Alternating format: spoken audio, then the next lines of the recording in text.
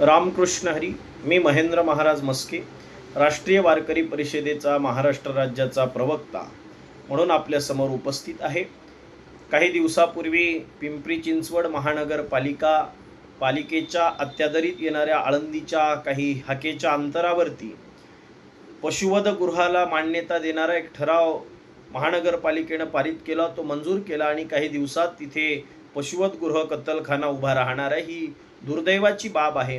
आळंदीसारख्या, देहूसारख्या, पुणेसारख्या शहराच्या मध्ये किंवा आळंदीच्या आणि सनातन धर्माची आस्था असलेल्या ठिकाणावर जर अशा पद्धतीचं पशुवधगृह उभं राहिलं तर ही खऱ्या अर्थानं सनातन धर्माच्यासाठी, गोभक्तांच्यासाठी अतिशय अवघड गोष्ट आहे.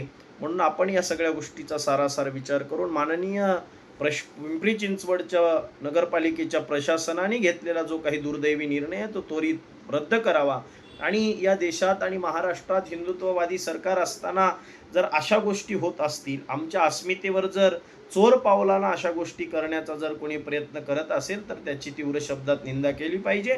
आणि ते करण्यासाठी वारकरी संप्रदाय आणि आमच्या जेवढ्या सनातन धर्माच्या ज्या संस्था आहेत त्या याचा निषेध करण्यासाठी तत्पर आहेत.